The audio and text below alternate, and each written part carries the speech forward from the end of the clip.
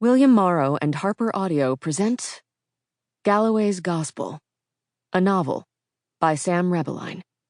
Performed by Charlie Thurston, Helen Laser, and Eva Kaminsky. A note before we begin. Don't forget to download the accompanying enhancement PDF from your audiobook provider. It contains a map from the book. Epigraph courtesy of My Chemical Romance. This is a work of fiction. Names, characters, places, and incidents are products of the author's imagination, or are used fictitiously and are not to be construed as real. Any resemblance to actual events, locales, organizations, or persons living or dead is entirely coincidental. For Rachel's everywhere. Teenagers scare the living shit out of me. Teenagers, My Chemical Romance.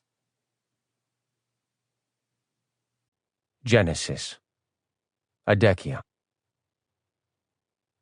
After Lawrence Renfield was hanged on March 3, 1935 for the murder of his family, his heart continued to beat. It filled the small white room they hanged him in with an echoing thump. The four men there stood still for a long time, listening to the creak of the rope and the beat. Thump, thump. A regular 65 BPM. Thump, thump. His body was still. His neck had snapped. By all accounts, he was dead. But they could not declare him so, when still the room boomed with the beating of Lawrence Renfield's heart. The prison doctor checked Lawrence's pulse. Nothing. After 3 long minutes of waiting, the doctor took Lawrence's body to the morgue in Bartrick Regional.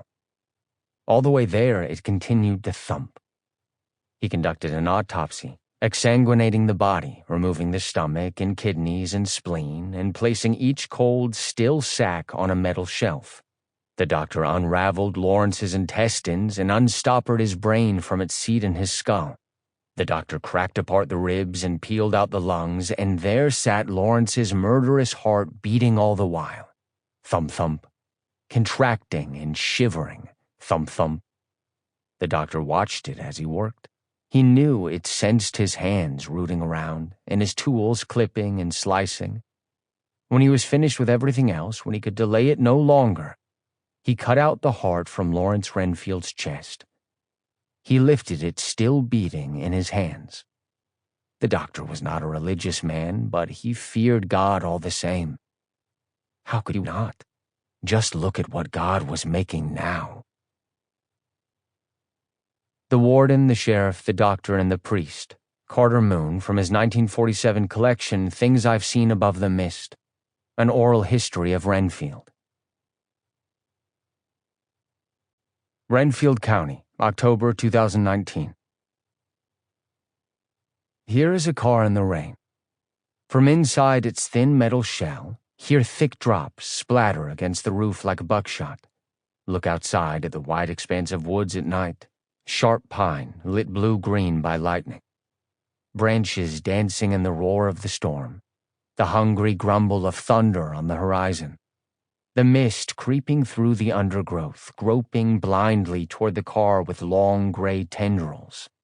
The car sits at the mouth of a gravel service road, next to the jaw of a tunnel through the belly of a hill. The car is as still as a rabbit, frightened stone-stiff.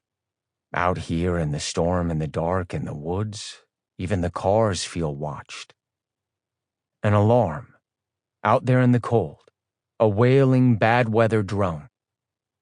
Movement in the trees, twigs snapping underfoot, a silent strobe of lightning, a glimpse of shoulders shoving their way through the barbed branches of the pines. Thunder growls as a man throws himself against the side of the car, drenched, clutching something tight to his chest, hair in his eyes. He leans against the side of the sedan as he digs in his pocket for the keys. His pants are so soaked he can barely yank them out. "Fuck you," through gritted teeth. "Come on!" Finally, he scrambles the keys loose and unlocks the car. He throws himself inside and slams the door, catches his breath, head back against the seat, eyes closed, panting, dripping. He throws his eyes open, shoots out a hand, slams the door lock down. Sample complete.